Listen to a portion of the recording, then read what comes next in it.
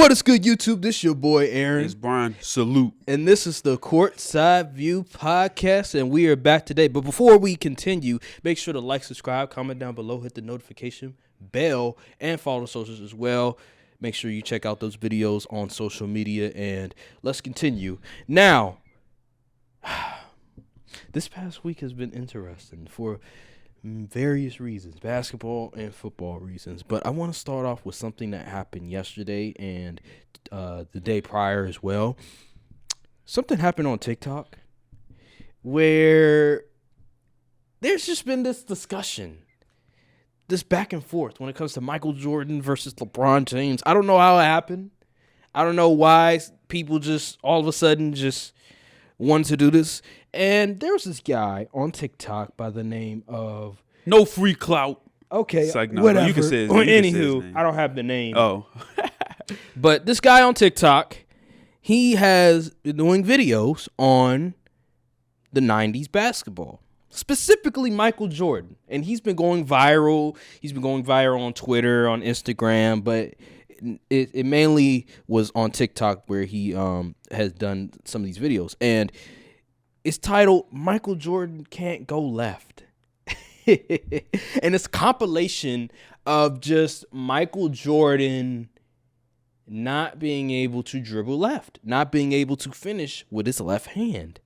And so this just started just exploding on social media. There's been a lot of conversations about Michael Jordan and LeBron James and, Michael Jordan, he wouldn't dominate this era because he can't go left and all this other stuff. You've had a lot to say about this topic. I just want to get your reaction to the videos and the conversations. First and foremost.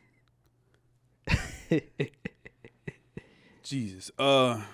This is, I don't know where this comes. I think people just bored in these I don't want to sound like the old man yelling at clouds here, but these youngins don't really know what's really going on.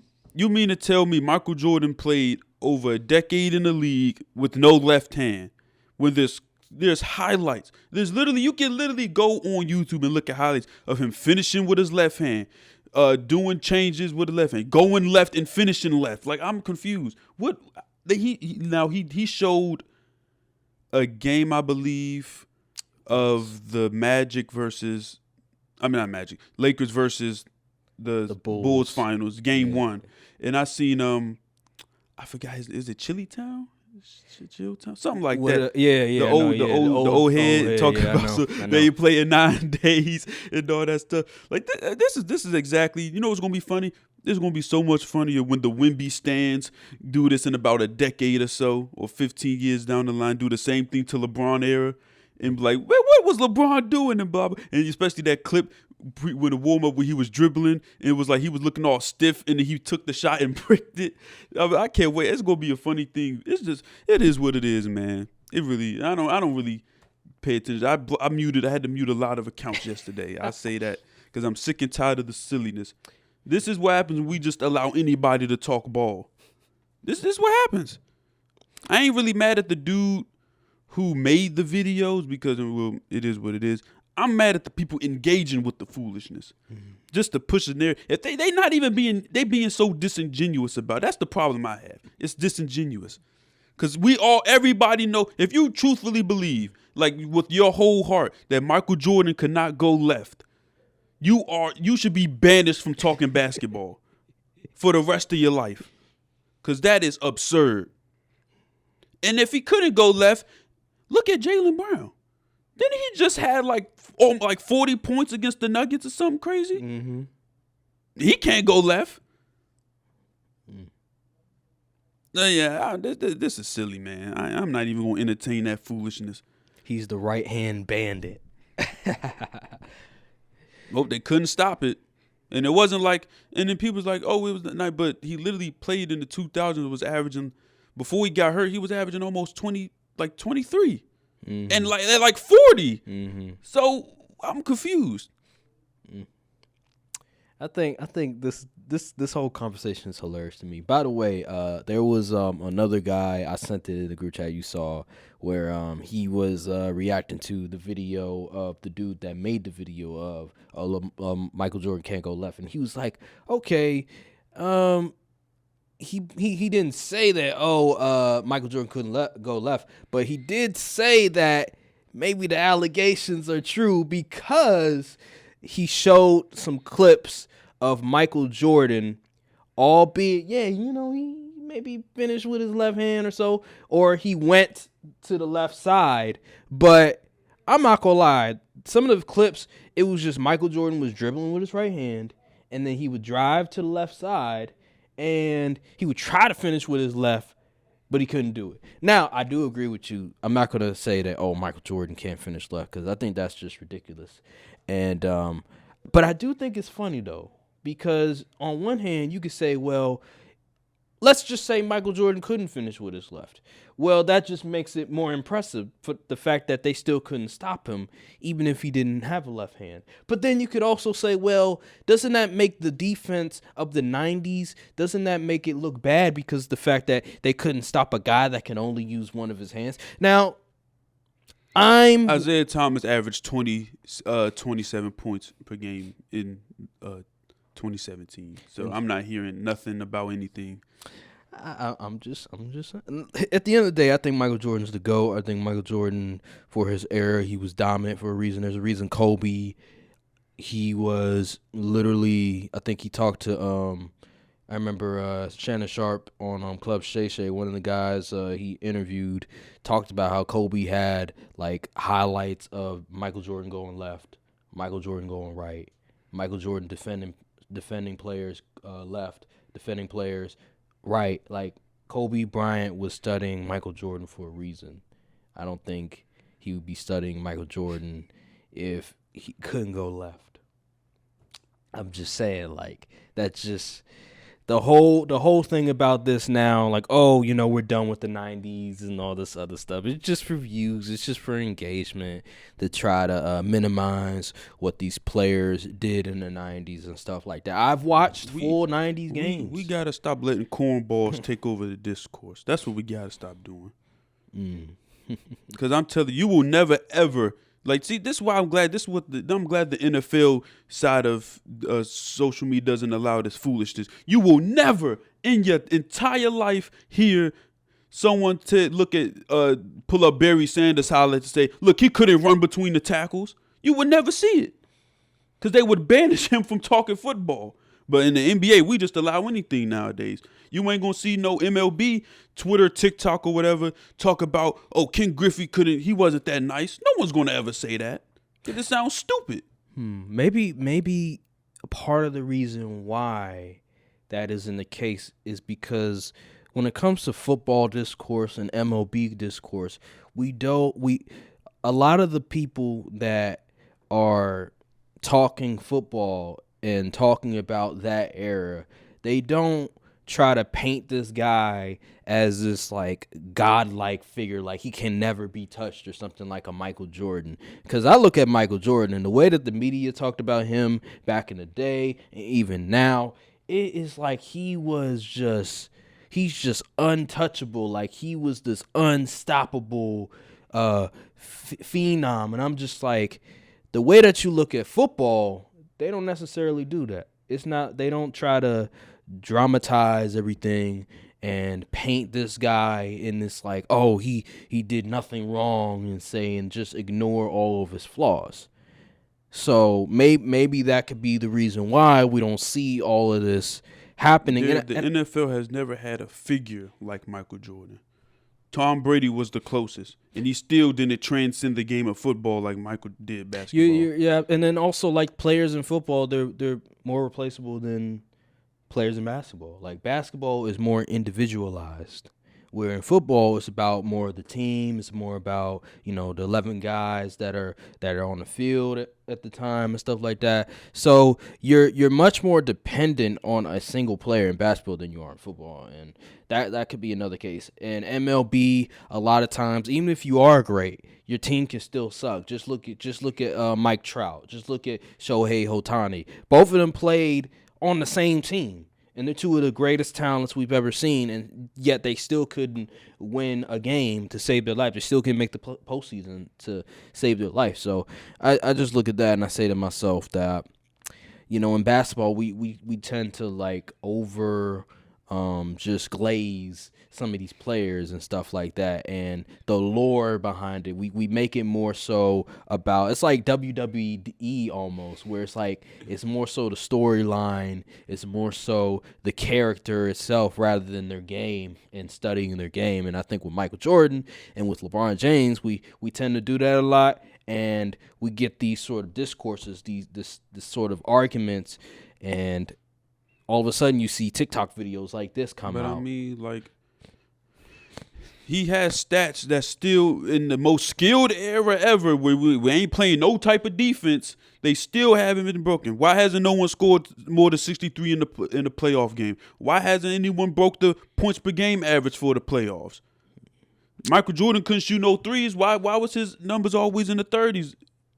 I mean, I'm not understanding. This is the most 3-point heavy era of basketball. There's a handful of guys averaging 30. Because they'll point to, there's more pace, there's more possessions. How is the players today all not averaging 30? Well, because they'll point to, back in the day, the whole thing about illegal defense, not being able to play zone defense, those things were different. Michael Jordan could take advantage of one-on-one play more. That they use that as an argument again, for LeBron James, because they say, Michael Jordan didn't have to worry about zone defense and stuff like that. The defense, he can go one-on-one on one side of the court, while LeBron James, he's probably going to get double teamed if he tries to do something like that, or they're going to put their best defender on LeBron James. While in Michael Jordan's era, you look at John Starks is guarding him. 6'1" John Starks is guarding him. He's having dudes where you look at it, it's really? You're gonna put him on Michael Jordan? Are you being for real? And so you could say that, but me personally, I'm not gonna try to minimize what Michael Jordan did in this era, because like you said, when he was 40 on the Wizards, he dropped 50 something on the Hornets. And that era, people talk very glowingly about that era and stuff like that. And that was before they pretty much eliminated hand checking and stuff like that. Because you got to remember, after they eliminated hand checking, which I think it was maybe 2003, maybe 2004 or 5, whatever. These guards, the points per game for these guards, all went up after they eliminated hand checking for good. There was still some sort of simulation of hand checking, but after 2005, when they eliminated it for good, the offenses for the guards, the wings, and everything like that all went up. But yet, Michael Jordan was still able to dominate in an era where there was some form of hand checking. Exactly. So yeah, it is what it is. People just bored. It is what it is. Yeah, people are bored. I do understand the argument when you look at, if they have a problem with how the media covers and portrays Michael Jordan to the audience, then they need to. This isn't the way. That's not the way to go about it, in my opinion. Because it'd be the same thing if LeBron haters would do the same thing. They would be like, you sound crazy. It's the same thing. They're literally the two sides of the same coin. They're literally the same. They're literally the same. Two sides of the same coin. They're equally corny on both sides. If you think MJ's just untouchable figure that no one could, you got to be honest here. Evolution is bound to happen. He's not going to be the GOAT forever. Even I know that. And I'm a big Jordan GOAT believer. But eventually it's got to happen. The torch has to get passed. Just like with Tom Brady, eventually the torch got to get passed. And Mahomes He's in the rear view. He's on his way. He has a good trajectory. It's just like they say Babe Ruth was the GOAT. I mean, baseball is weird. Baseball is very Barry weird. Bonds would be the GOAT, but he's steroids and all that. Everybody was on steroids at the time. Who cares? Baseball is such an odd sport to really discuss because there's so many different variables, and baseball is a whole different. The fact that everybody hits but the pitcher. I don't even know if people. I don't even know the thing with baseball. I don't even know if people really care that much about who's necessarily the GOAT or not. It just people just automatically say Babe Ruth. I guess pretty much. So even though he played in the 1920s, but anywho, this conversation is going to continue, but we just have to prepare. This little movement it'll probably be over in the next week or so, if that. Yeah, it will, and then it will come back up again. You're gonna see it again. Probably in the off season. You're gonna see it again. It's gonna happen again. That's just how. We must ignore them this time around. Yeah. Well. All right. Let's go to something that happened a few days ago, and that was the Nuggets versus the Celtics on Thursday. The Nuggets exposed the Celtics. Well, I think I'm gonna let you finish your thought. Go ahead. Here's the deal, because I don't think they exposed them from the aspect of what we didn't already know about them. All they did was they highlighted a weakness of the Celtics that we already suspected. We thought, there was some people in the media that thought, the Celtics are the best team in the league. And I was like, hold on now. The Nuggets are the best team in the NBA. And what we saw Thursday was a reason why the Nuggets are better than the Celtics, why the Nuggets are the best team in the NBA, and why the Celtics still have a ways to go before we can proclaim them as the number one contender. And so what transpired on Thursday? Well, before we even get to Thursday, I want to get to Tuesday, which was the Celtics versus the Cavs. Now, the Cavaliers didn't have Donovan Mitchell, and Evan Mobley got injured. I don't know what quarter it was, but he got injured during the game. He had to sit out. Fourth quarter comes around. The Celtics are up by 20-something points. They blow the lead.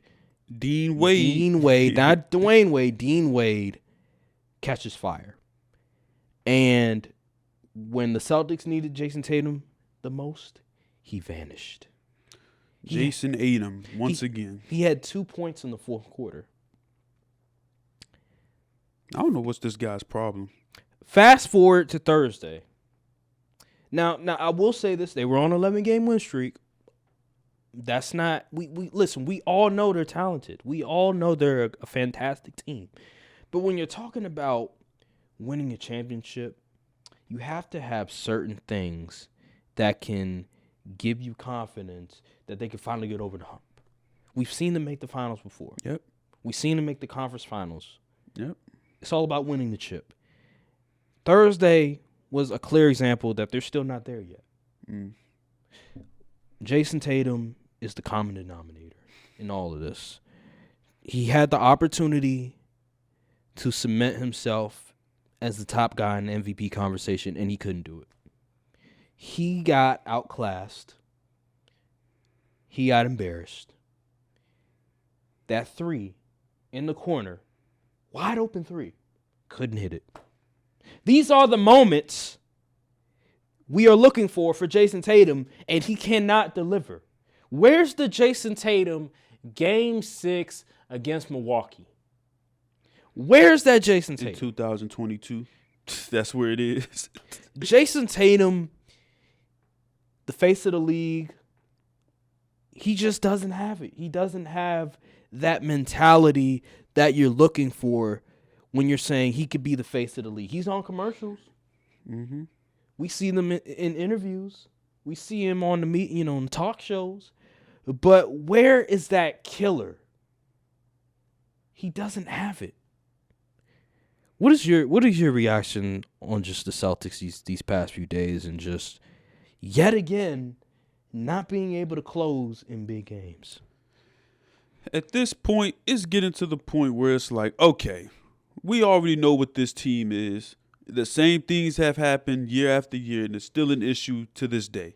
We're really just going to have to wait to see what they do in the playoffs, because it's just the cycle just going to keep repeating itself. And this is the playoffs to break that narrative and break the whole stigma behind the Jason Tatum isn't clutch thing.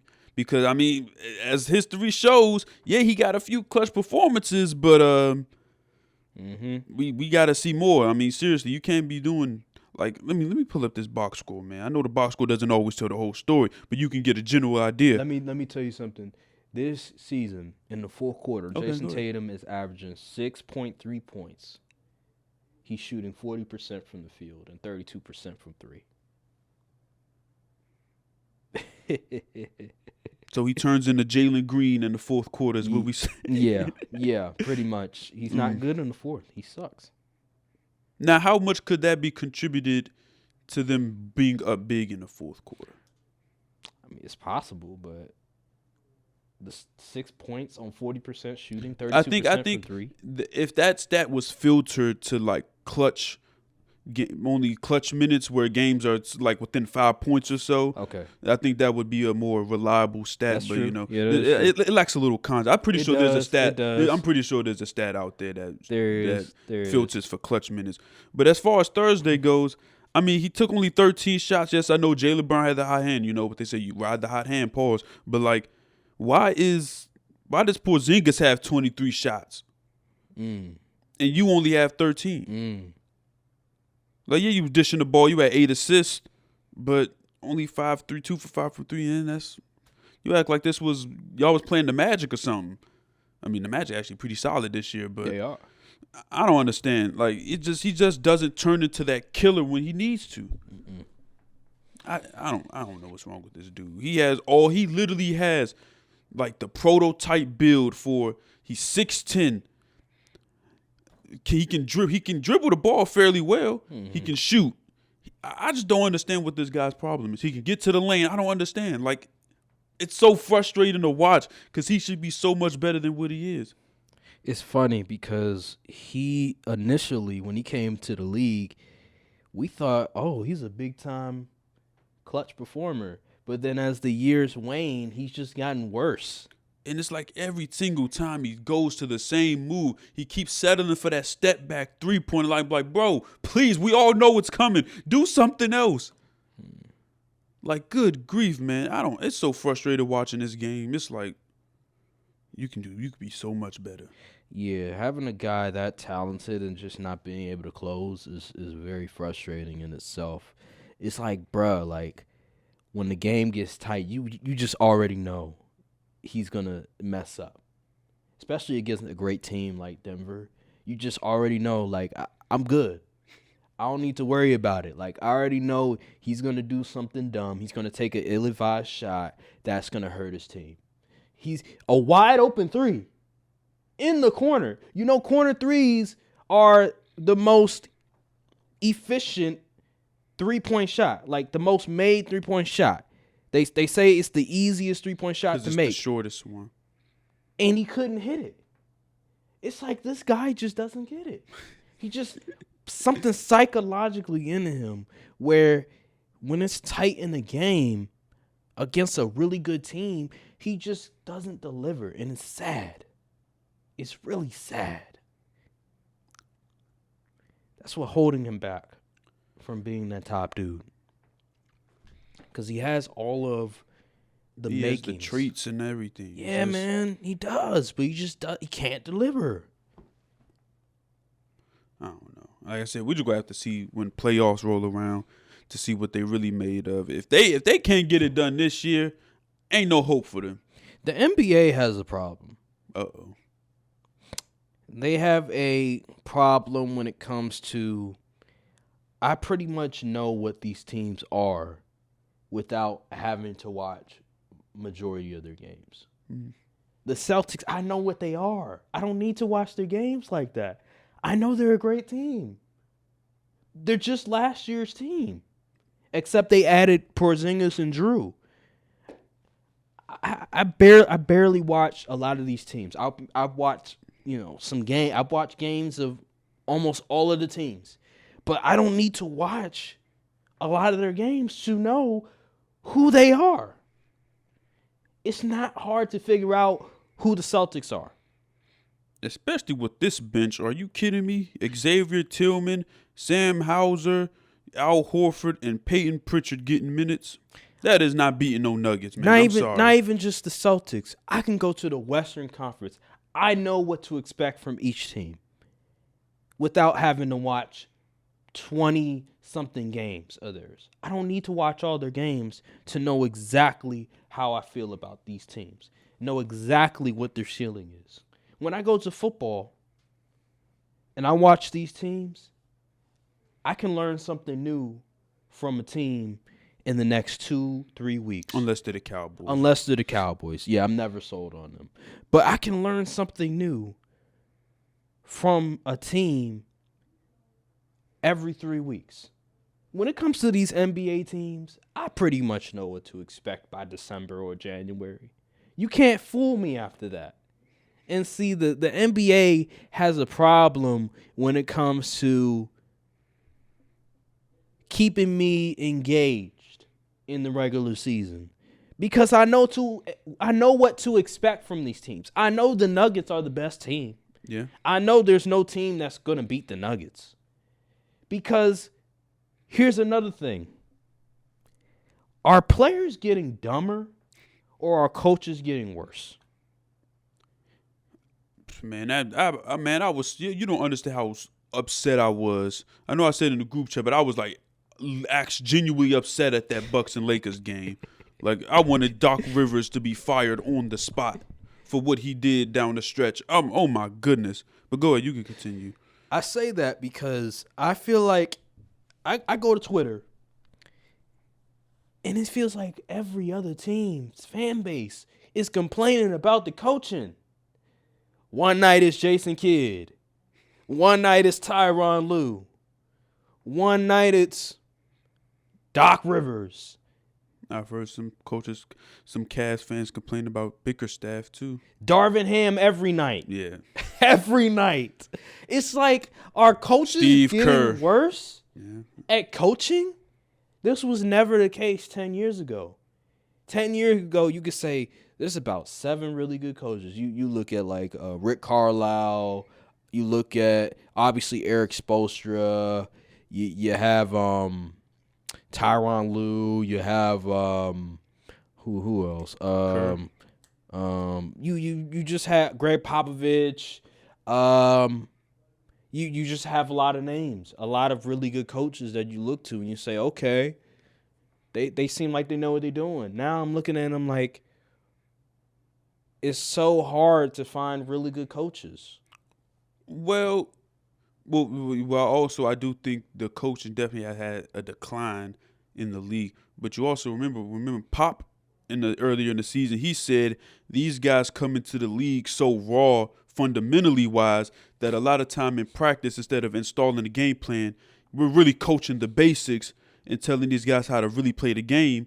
So it kind of makes sense when these dudes are lacking game awareness and, when in-game situations happen, they're not really prepared. It's because, maybe they spend a lot of time just getting the basic stuff correct, because a lot of these dudes come up playing AAU ball and they doing this, they doing that, and they didn't really learn the fundamentals from these coaches and trainers and all of that. So, I mean, that could be one of the reasons. But then I'll turn it on this. Well, I'm looking at a lot of these veteran teams.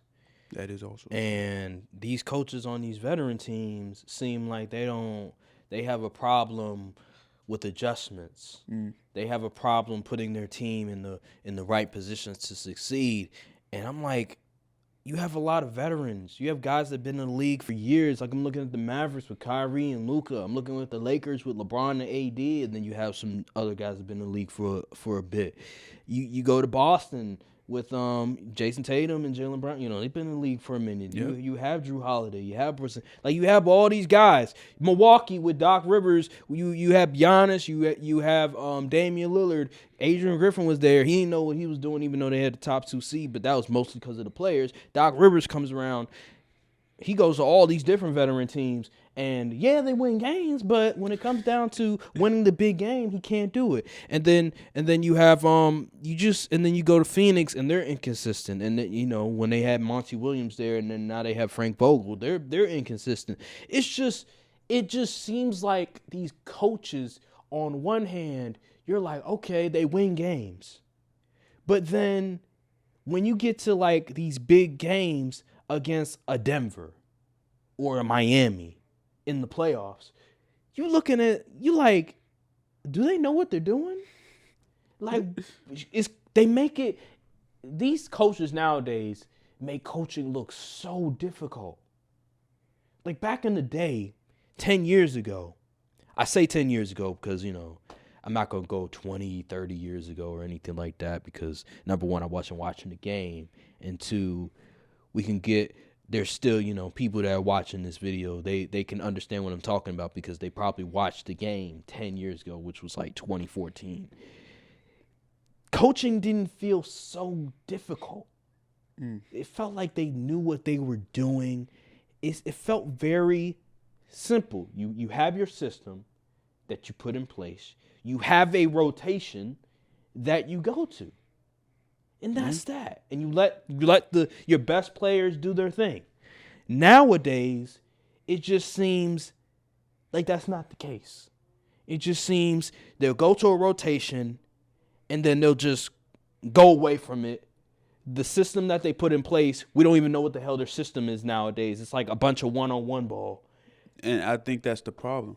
I think the game has devolved to a place where it's like a 3-point race, and whichever team makes the most threes. So now that the coaches that used to be able to run a type of offense where they could work mid-range a little bit, maybe attack the paint a little more, they had to develop and evolve their offense to be, okay, I got to find a ways to get these guys open threes. And I think that's really one of the biggest issues because, like I said, 3-point attempts compared to 2016, I think they're up almost 10 attempts a game league-wide. So I think that definitely had some sort of an impact on the coaching. That's true. Everybody's doing the same thing. Everybody has chucking up threes, a lot of ball-dominant players. It's becoming the same sort of thing. But when you look at the Nuggets, though, what makes the Nuggets great is they're looking at it, well, y'all are dumb. We're gonna do our own thing. They remind me so much of the Spurs in the fact that ball movement, they rely on the three, but only when necessary. They make the right pass. Jamal Murray, he's like that Ginobili Parker type where he utilizes the three, but he also utilizes the mid-range. He's fundamentally sound. Jokic, we already know he's fundamentally sound. Point center, can do it all. See, the thing that makes the Nuggets so tricky is that not every team, well, not many teams at all besides a few, maybe like the Kings, have a big that can play make at the level like Jokic can. Pretty much. You think, okay, we got Jokic in a 1-on-1. If we trap him, he could, and then he just finds the open man, throws the ball behind his head on some magic stuff into an open dude in the corner. It's like, well, what are we supposed to do with this team? Yeah, but I just think with the Nuggets, man, they capitalize so much on the stupidity of other teams. Like, you just watch some of these games, and you're like, yo, it's night and day just coaching and IQ against the Celtics. The Celtics came back. They were down 3. And I'm like, they're going to screw it up.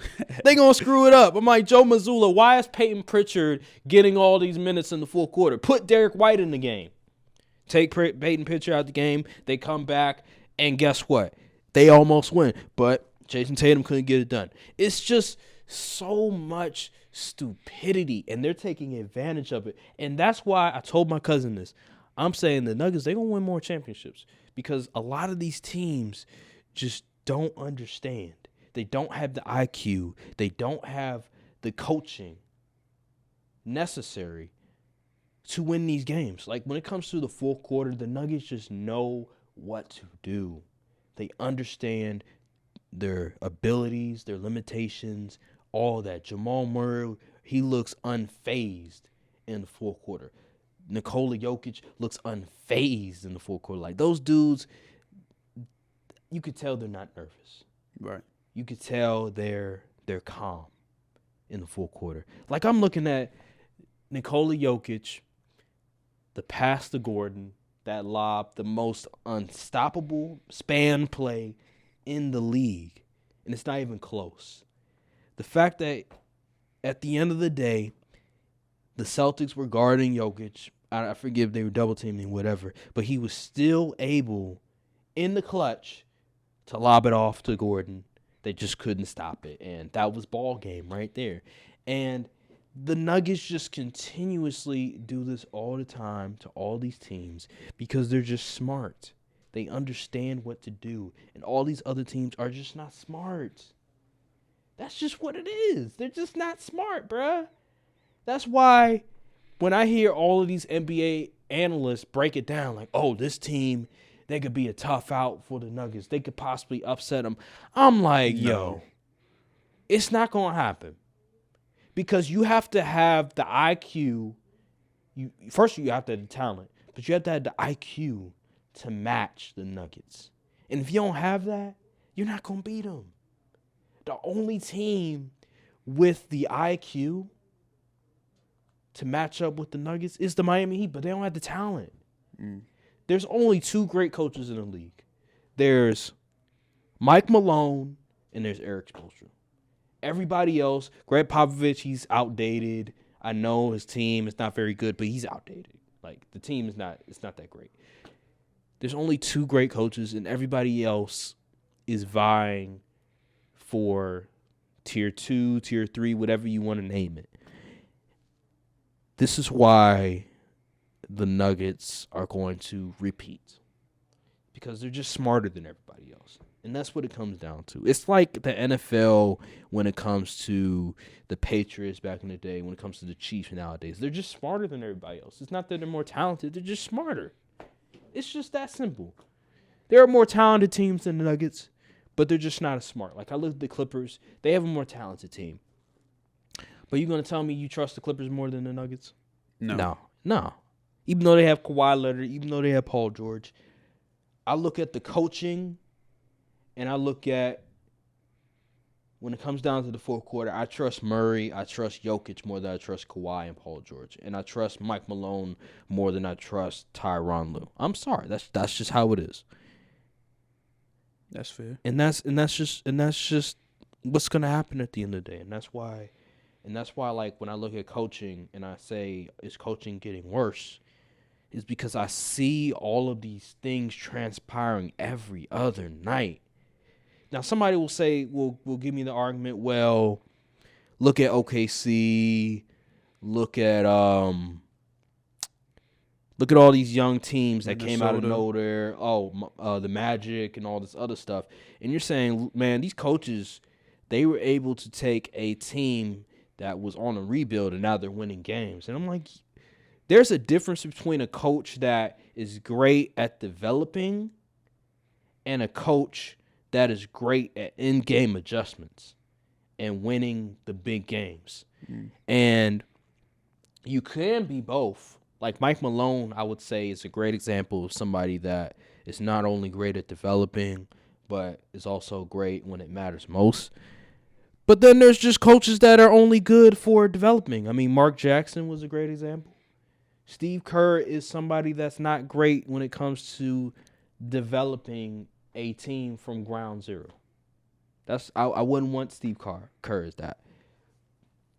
It's just a difference. And I don't see many coaches that can do both. it seems like there's only one type of coach. You can only be one type of coach. You can't do both. That's just how I look at it nowadays. All right, let's is any final words before we No. Okay. Let's go to another thing that has gone that's been interesting. So J.J. McCarthy, the former quarterback for the Michigan Wolverines, his stock has been rising recently. I've just been hearing so much positivity towards J.J. McCarthy. I must have missed something. My eyes must have deceived me when I watched the Combine, because after the Combine, all I've heard is, oh yeah, he's helped his draft stock after the Combine. I'm wondering, like, did I watch the same Combine as you all? What is your reaction to J.J. McCarthy's draft stock going up? This is ridiculous. I don't even know. I think we're just getting bored at this point because now people saying Drake may be QB4. I'm like, okay, we've gone too far. I didn't think we'd get to the board phase of the draft draft evaluation and draft season already, because listen, I like J.J. McCarthy. I think he can be a solid QB. I think he could be a Brock Purdy level QB for a team, but no. I know they say he gets points because he's like really smart. He knows how to break down the coverages and all that other stuff. But like, can he make the plays at the end of the day is what I'm concerned about. And I wasn't overly impressed with this Combine stuff, especially when he was throwing that corner, that out route on the left side. I was like, I don't know if the receivers weren't running the route deep enough. That part of that is true, but at the same time, you are right. Continue. Yes, and like the deep ball, I was like, but honestly, I don't want J.J. McCarthy throwing deep much anyway. But yeah, I like J.J. McCarthy. I think he's QB4 comfortably. But these dudes acting like he's going top 10. I don't know about top 10. A team, if you draft J.J., you're probably reaching at top 10. Like, honestly. The Giants. I hope. Oh my gosh, they draft J.J. McCarthy. That's going to be hilarious. Let me say this, because but they do got Brian Dable. Bro.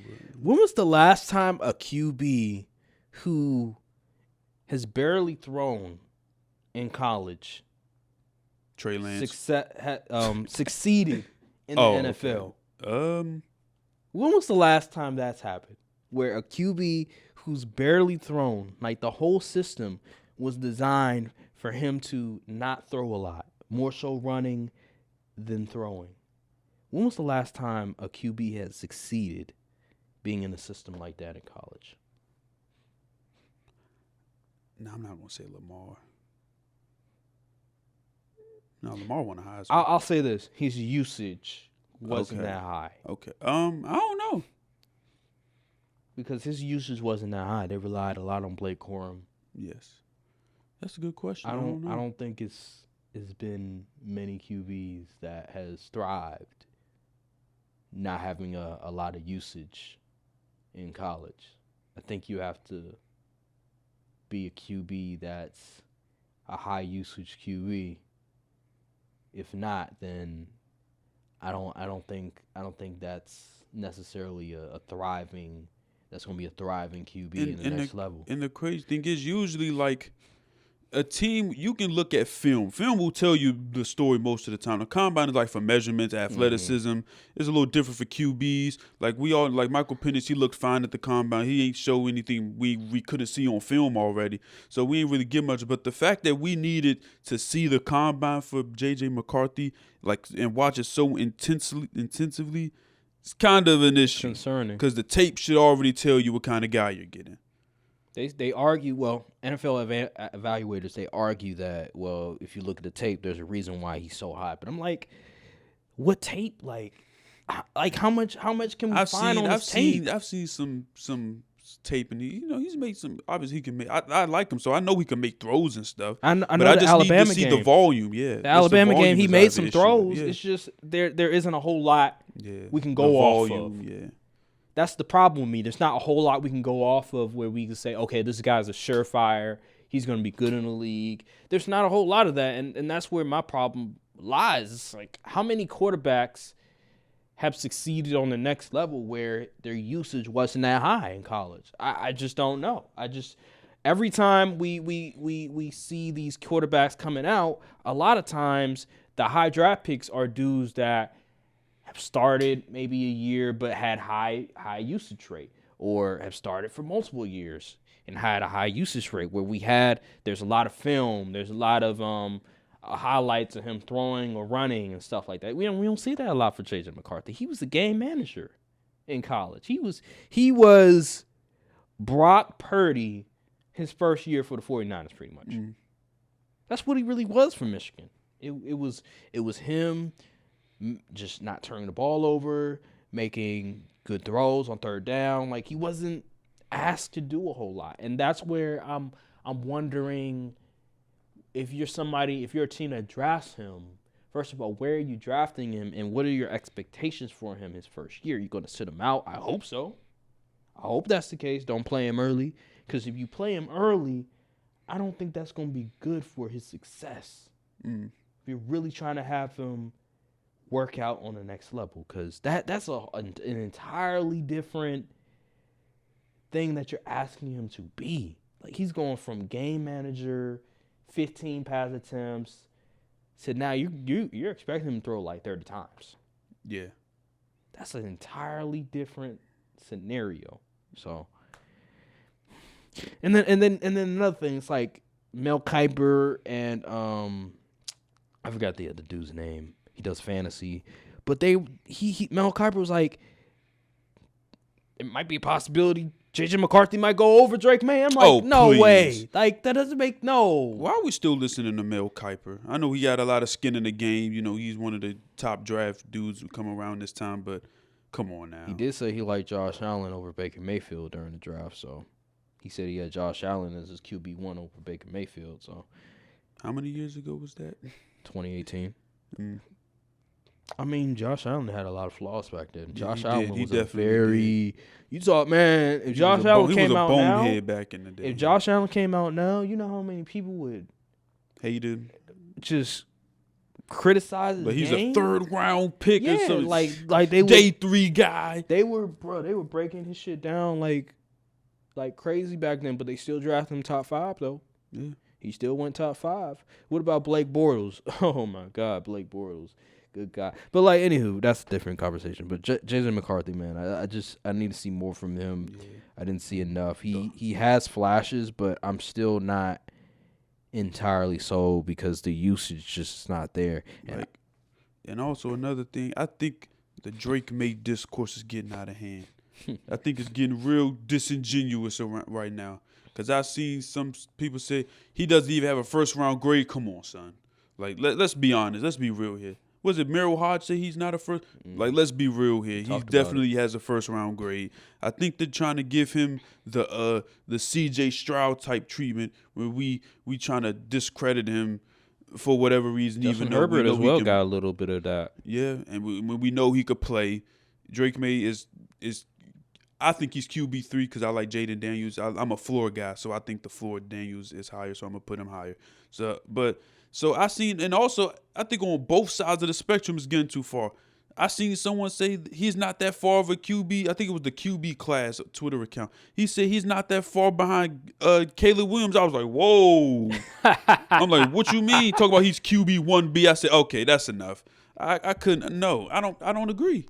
Yeah, and Ben Kurt, he said that he has J.J. McCarthy ahead of Drake May in his quarterback.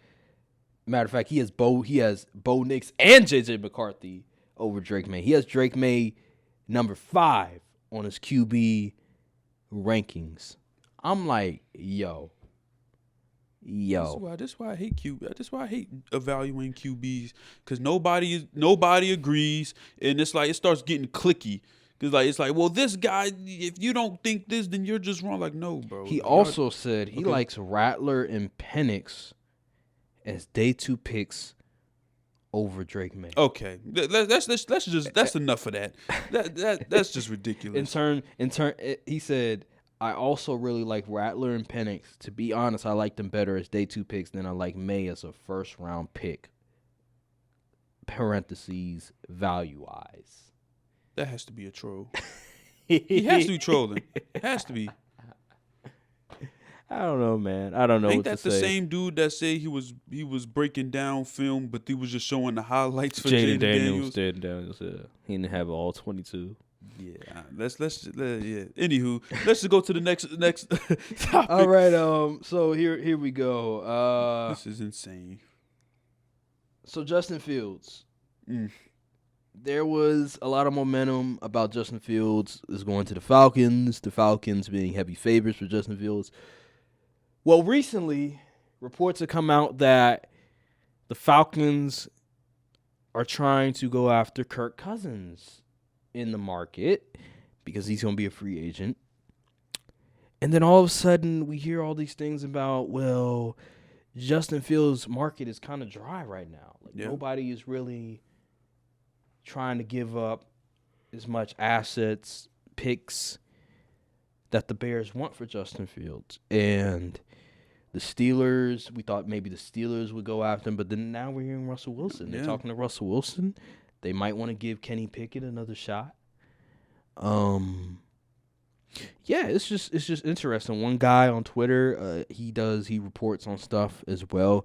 He was like, I don't know why people didn't Benjamin expect Albright. this. Yeah, he was like, he's probably going to be a backup next year. And I'm like, ooh, oh man, it's getting that bad, huh? It's getting that bad. I don't know why though. Like, I know he ain't had the greatest showing. The contract. That's one of the reasons. I think it's because of the contract situation and the fact that, because I was listening to the NFL radio and one of the guys breaking it down was like, well, if the Justin Fields has a good year, they're gonna have to pay him. I'm like, okay, that's fine. Like, if he has a good year, that's good.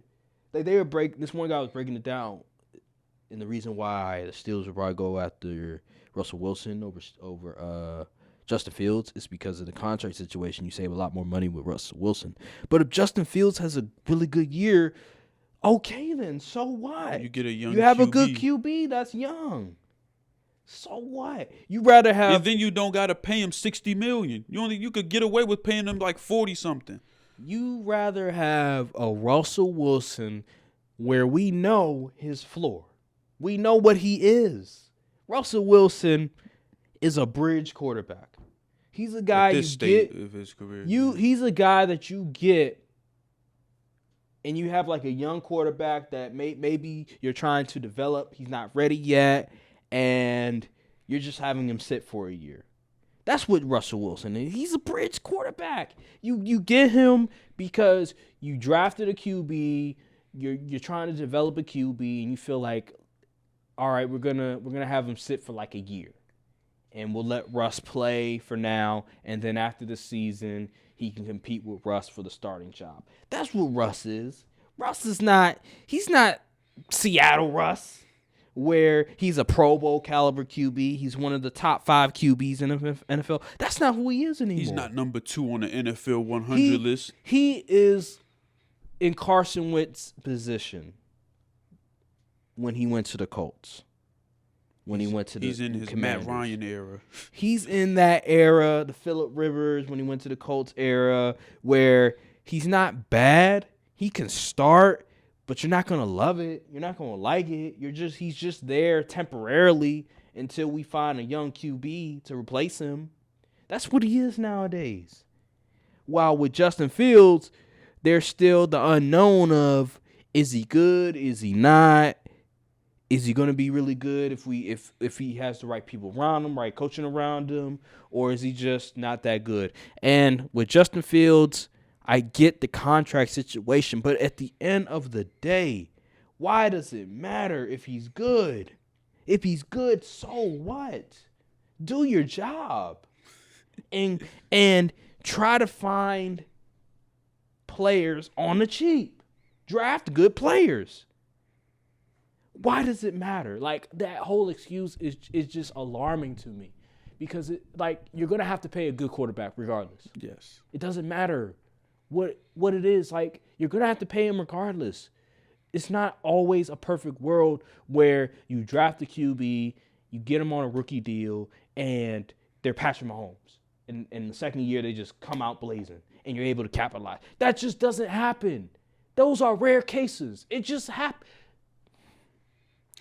It just happens, man. Like, that is not reality. That is a once in like a century type of scenario. Like once in maybe 10 years, 20 years scenario. It just doesn't happen. And like the fact that these teams or these people think that way is just absurd to me. It just doesn't make any sense. And let's say you do somehow get a good enough pick to get a top guy. They could just be like Justin Herbert. They could be so talented, but y'all still don't win because the roster's lacking. And look at C.J. Stroud. C.J. Stroud in his 1 year surpassed everything Justin Herbert did in his, 4 years in the league? For team success-wise? A good example, Matthew Stafford. Matthew Stafford, number 1 pick, talented player, didn't have much around him. He gets traded for was it a second round pick, second and some picks? He wins the championship. I thought they got at least one first, but okay. Regardless, they gave up picks for him. They gave up maybe a first and some other picks for him. The Rams trade for him. He wins a Super Bowl. They pay him. Guess what? 2 years later, they make the playoffs again. They're still in a great position. They were in cap hell. Now they're not in cap hell because they did their job. They know what they're doing. They know how to draft. They know how to trade. These excuses for why you don't want to get a young quarterback that could possibly be good for you is absurd. It's absurd. If he's good, if you know he's going to be good for your system, get him. Don't worry about paying him. Just don't worry about it. That's how you stay mediocre. That's how you stay as an incompetent franchise, because you're too afraid to pay a quarterback for what he's worth. Jerry Jones. Well, I'm gonna need a whole 30-minute segment to break down that whole Cowboys situation. Good Lord. That's a whole different. Whew. Man. Playing hardball with QB money is never the way to go. No, man, no. Because the more you wait, the more the price of the brick go up. And the cap, they got more money. Yeah. On the cap. So you just missed your opportunity to get a good deal for yourself. Yep. Now the price is gonna go up. The price of the brick went up. Yep. Because you didn't take it upon yourself to get the deal done initially. Because we all know, like, football, NFL is the number 1 sport when it comes to generating money. So you know the cap is going to go up. Yep. So that's why you have to capitalize on getting the QB signed. Stop trying to hoe a man. Stop trying to play hardball when you know the cap is going to go up. It goes up literally every year. Listen, as long as he's not going the Deshaun Watson route, fully guaranteed, what is the problem? Seriously, if the QB is talented, if the QB is great at what he's doing, if the QB is an MVP caliber QB, get the job done. I'm under the impression that if the QB is like borderline top 12, you should just pay him. Just pay him. As long as they're not asking for a fully guaranteed deal, pay them. The cap is going to go up. Now, if he's a loser, if you're losing games with him, yeah, that's a different story. That's a different story. You might have to make some changes. You might have to make some changes. But roster building and all that. But and he's like, I don't know. Some years he might be 15. Some years he might be 12. Some years he might be 10. Like, he's never in, like Dak Prescott, for example. He's always on like that top 10. This year he was like in the top 2 for MVP. He's worth the money, and he makes the playoffs. He's worth the money. But like a Kyler Murray, I say Kyler's worth the money. I mean, he's talented, but damn, they gave him a lot of money. But regardless, Deshaun, but don't compared to what QB's about to get now, it's not that much. Yeah, man. Like, just pay the man, dog. Like, stop making it complicated. Just stop making it complicated. I mean, I'm just looking forward to the draft, man. I need Cowboys to get A.D. Mitchell at 24 or Jackson Powers Johnson or Brian Thomas Jr. I'm not accepting anything else. Oh, I like is it Armarius Mims? I like him too. The tackle. Yeah, the tackle. Yeah. You know what's interesting? I was watching Steve Smith's podcast, and his reaction to, because he was there. You know, if you notice, he was there covering the wide receivers and stuff, and he said that because it's a lot of talent. Mm-hmm. He said this year was interesting compared to previous years, especially the year that he was in the combine. He said that a lot of these guys are like the routes that they were running, the drills they were too focused on a lot of like the 40-yard dashes and all these drills and stuff instead of route running, making sure the route running is crisp, making sure the stuff that matters is good enough. And he said that a lot of these guys, like, they weren't that fundamentally sound when it comes to a route running perspective. He said, we mentioned it before, those drills with the QBs, and they were cutting the routes short. Yeah. He said, some of these dudes, like, he thought that they were this.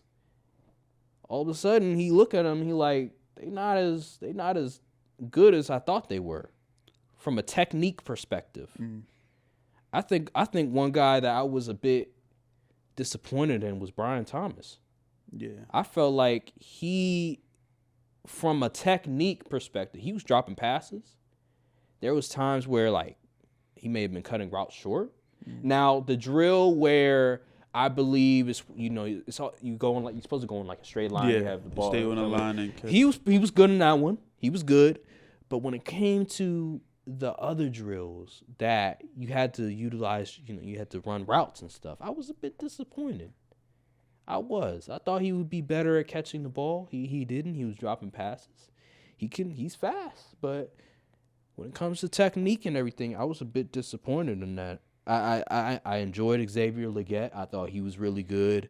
I didn't know he was that huge. Like he's built like DK and AJ Brown. I'm like 6'3", ain't he? I'm like, this dude. I was impressed with Keon Coleman. I don't give a damn about that. I don't care about the 40. See, people. He did everything else good enough. People be, the 40 time. He ran one of the slowest. I'm like, dude. His play speed, that drill with the you had to stay on line. Yeah, he ran the fast. He ran the fast. Yeah. He ran the fastest at the time. Speed. The top most consistent speed for the drill. And I thought the routes that he ran was pretty solid as well. I'm like, if he slips in the second round, I wouldn't mind my team taking him because I like Keon Coleman. I feel like he gets a lot of hate for no reason. I told you this before how at Florida State, just not utilizing him well enough. The quarterback, Jordan Travis, he was always late on a lot of his throws and stuff. That's what's up? Breaking news. Oh wait. Who cares? The Broncos. Jerry Jeudy. The Browns went to. They traded for Jerry Jeudy. Okay. All right. I mean, that's cool. Browns traded for Jerry. So now they got Amari Cooper. They were trying to build the Bama receiver. I don't know. They got Amari Cooper and Jerry Jeudy. 2 draft picks. Two receivers that two Bama receivers that are when one it comes has to great wise. hands and great routes. One just has good routes. Yeah, Jerry. That's the only thing Jerry Jeudy good at. He can run routes, and that's about it. He can't catch the ball, and he doesn't like getting hit. Yeah, he doesn't like getting hit. He don't get yak. Possession. He's a real possession receiver, but he can't catch. He can't catch. You can't get yak yards. So it's like, all right, okay. I mean, that's cool. And then the quarterback is Deshaun Watson. It's not like Deshaun Watson is any good. So I guess it's okay. I guess it's cool, but the needle is not moving. It's not going to move the needle. They should have just drafted a wide receiver. There would be plenty of wide receivers. That was just a dumb trade. Yeah, that made no sense. I don't understand. They just gave. I don't think we're going to have to pay him too. Yeah, that was just a dumb trade. What? Honestly, nowadays, this year, there's no reason to trade for it. Honestly, I'm gonna be honest with you. If you aren't a fringe top 10 guy at wide, I'm not paying you. Like, honestly, you see the guys that come out every year at wide receiver. Why would I pay a fringe top? Come on now. Like, I think the minimum guy that I would pay a wide receiver is like a T. Higgins type guy. A T. Higgins? Yeah, that's like the cutoff. You're going to ask for like 25 M's. I don't know if I would want to pay T. Higgins. I honestly, I wouldn't pay T. Higgins. I would draft a receiver. I mean, if I'm the Bengals, I would have traded him. They franchised him. I would have traded him. I don't know why they didn't trade him. Well, the return wouldn't be that because they also got to pay him. So hey, get something. Oh, true. Because at the end of the day, like, you look at these receivers, unless they're going to draft a receiver regardless, and they might. You know what they could do? They could say, all right, we're going to go all in this year. We'll draft a receiver as his replacement, and then next year we might franchise him again, but trade him. And then the receiver that we drafted, we'll just put him in we'll use the transition tag, so whatever team signs him, they get like a 2 picks or something like that. Yeah, so, I mean, honestly, if they go that route, then I understand. Because if they get like a Xavier Legette. Oh, goodness. I mean, damn. Or Keon Coleman. Then I could be like, all right, I get it. So, like, they're going all in. But regardless, if you have, like, I don't know, like, when it comes to, like, the Bills, for example, would you trade Stephon Diggs? I don't know. That's a tough one because they don't have another good receiver. So man, they just gutted that defense. I don't know if they go offense at all this draft. I don't think I would trade Stephon Diggs because they don't have another really good receiver. See, if I had like a Jordan Addison type player, then I would be willing to trade Stephon Diggs, but I don't have a Jordan Addison, so I'll probably keep Stephon and like draft a receiver in the first round or second round or something like that. But they released their whole secondary. Yeah, they did. Jordan Poyer, Micah Hyde. Yeah. It's pretty. Yeah. They got rid of Christian Benford, I think. No, he's like one of the few ones that's actually. They got rid of Trey White. Yeah, they decimated. But yeah, man, that trade was just mid. Doesn't move the needle at all. That was just a dumb trade. They should have just drafted a receiver because Deshaun Watson's not good anyway. So it's not like Jerry Jeudy's going to get much play. Gets much action. Could this also mean that the Broncos are going for like a mini rebuild of sorts? Shit, they need to. Sean Payton, you on the clock, buddy. You've made some questionable decisions in your short time in Denver. I'll say this though, because I will say before we get out of here, he did take a team that was pretty damn awful and they won 8 games. So I mean, with Russell Wilson, and he made Russell Wilson look semi-decent. Like 26 touchdowns to like, what was it, 10 interceptions? Like, it was, by stat line perspective, he looked pretty good. But anywho, thank you guys for watching this video. Make sure to like, subscribe, comment down below, hit the notification bell, follow the socials, and we'll see you guys on the next episode of the Courtside podcast. Thank you guys for watching, and peace. Look, cold world, still a cold world. And a couple of y'all is cool, but we a little more thorough. Whole time, a little more girls. You know I spit that sick shit and it's still no cure. Hold up, loud packs like